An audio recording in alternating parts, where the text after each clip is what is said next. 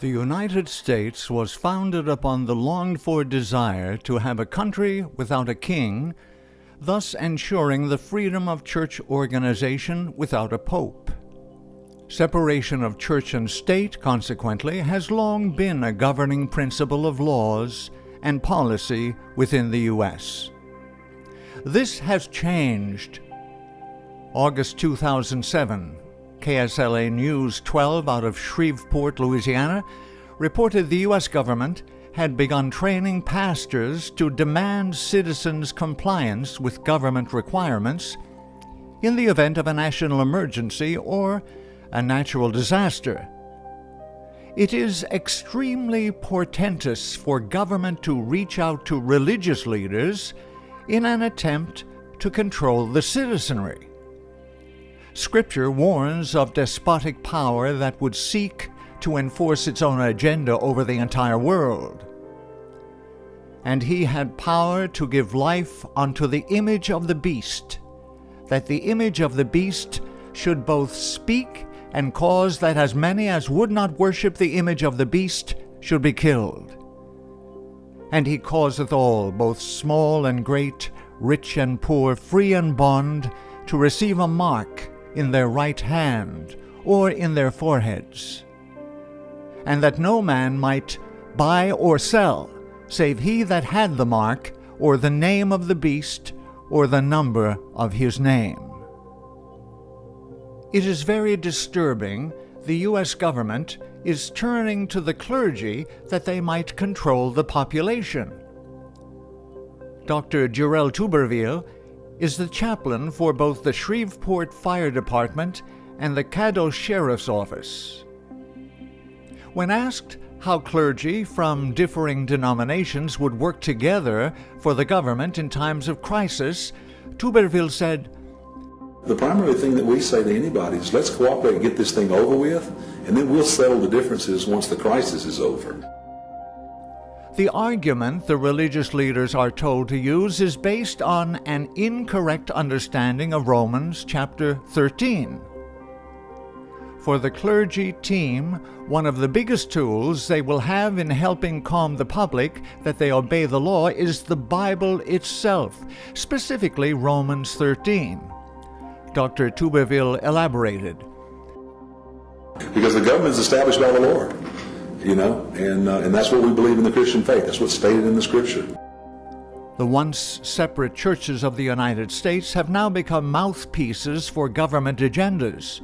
The great principle of separation of church and state has been destroyed. True religious liberty has been demolished by one thing: money. Money means power. Yahushua recognized this when he stated, "No man can serve two masters, for either he shall hate the one and love the other, or else he shall lean to the one and despise the other. Ye cannot serve Yahweh and riches." Churches have been seduced into voluntary submission to the governmental control.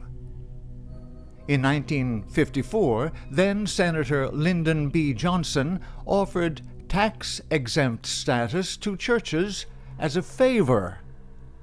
All they had to do was fill out a government form, the 501c3 form, declaring their organization a church. It was a Trojan horse. By law, churches were tax-exempt anyway. Internal Revenue Service agent Peter Kershaw writes, "I am not the only IRS employee who's wondered why churches go to the government and seek permission to be exempted from a tax they didn't owe to begin with, and to seek a tax-deductible status that they've always had anyway. Many of us have marveled at how church leaders want to be regulated and controlled by an agency of government that most Americans have prayed would just get out of their lives. Churches are in an amazingly unique position, but they don't seem to know or appreciate the implications of what it would mean to be free of governmental control. Tax-exempt status has been the big temptation to seduce churches into voluntarily giving the government control over what they can and cannot say. In order to retain their official tax-exempt status, churches cannot say certain things about the government, nor teach certain things in conflict with government policy. If they do, their tax-exempt status can be revoked.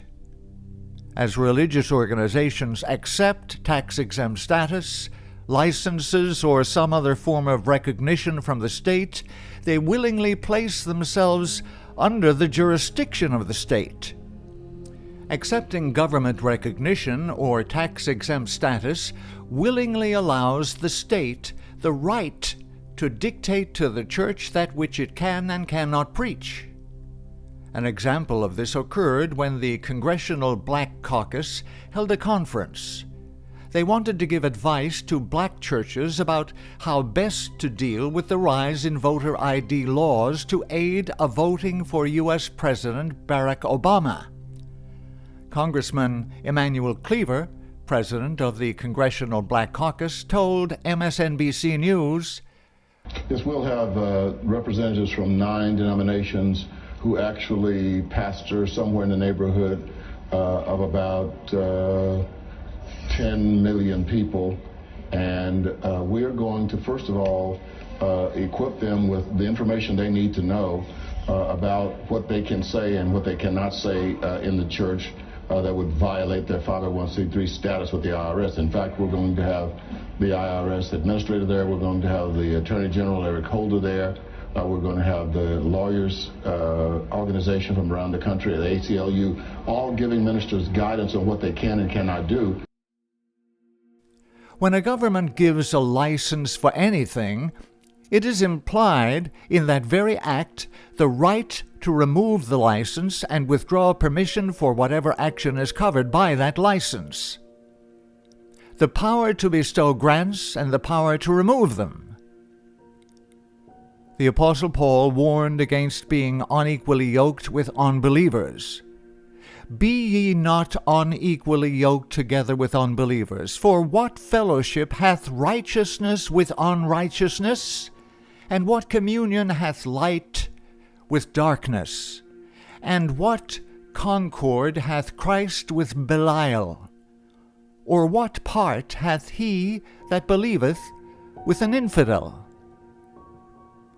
A religious organization becomes a corporate entity under the regulation of the government when it accepts 501c3 status, or in accepting state recognition as a licensed church.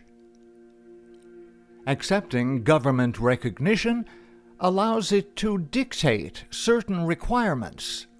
This invariably causes change in the policy of the church, which accepts such recognition from the government.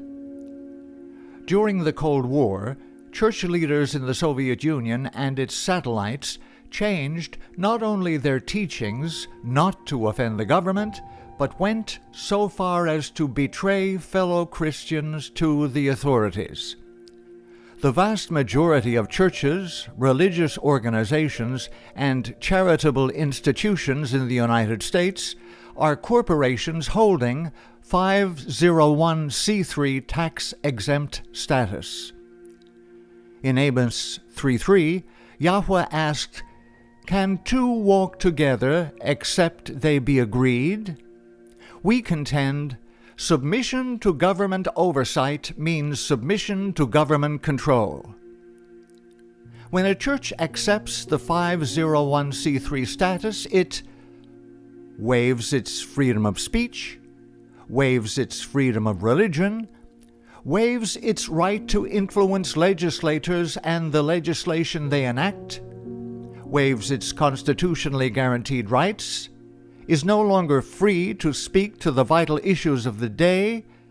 If it doesn't toe the line, becomes controlled by a spirit of fear, the IRS will cause it to lose her tax-exempt status and becomes a state church. Such churches are under a new master, the state. and are no longer under the leadership of Yahuwah. They take their charge from the state, no longer from the word of Yahuwah. Lest there be any doubt, the government's intended purpose is to exert control over the theology of the incorporated churches.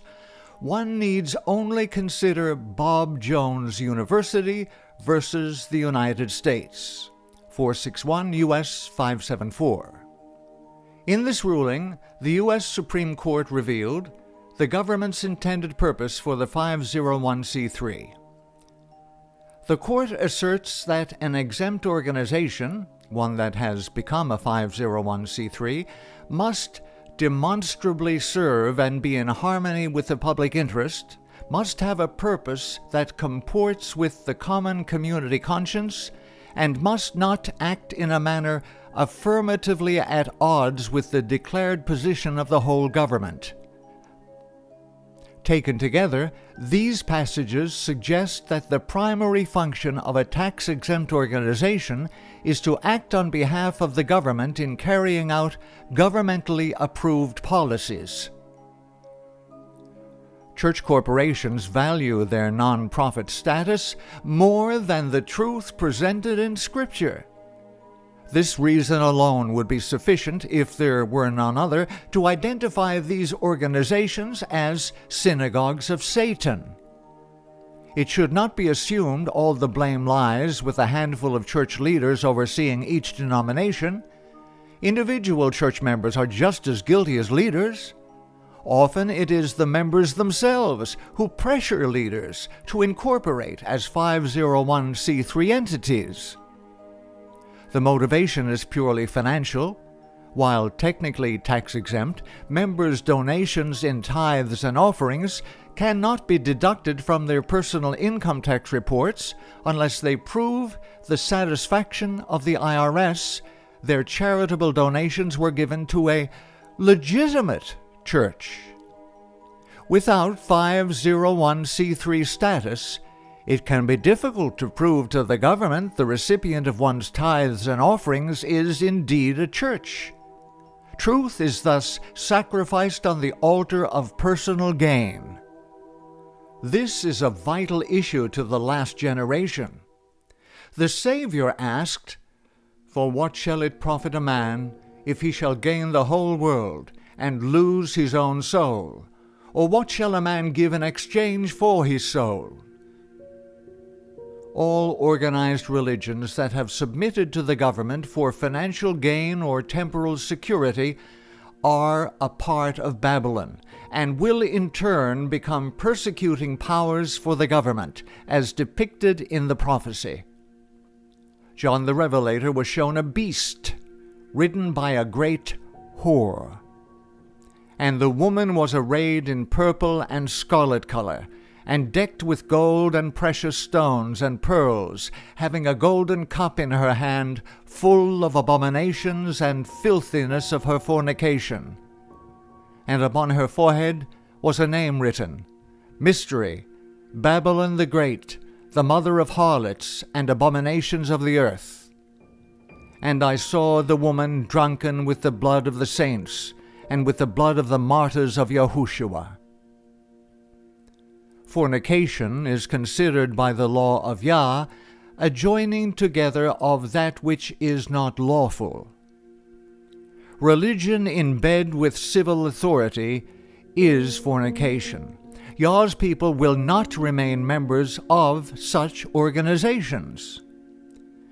It is fallen, it is fallen. Babylon, that great city, and is become the habitation of devils, and the hold of all foul spirits, and a cage of every unclean and hateful bird. For all nations have drunken of the wine of the wrath of her fornication, and the kings of the earth have committed fornication with her. And I heard another voice from heaven say, Go out of her, my people, that ye be not partakers of her sins, and that ye receive not of her plagues. For her sins are come up into heaven, and Yah hath remembered her iniquities. Flee, Babylon! Separate yourself from all compromising organizations. Stand for truth. Stand for Yahweh today.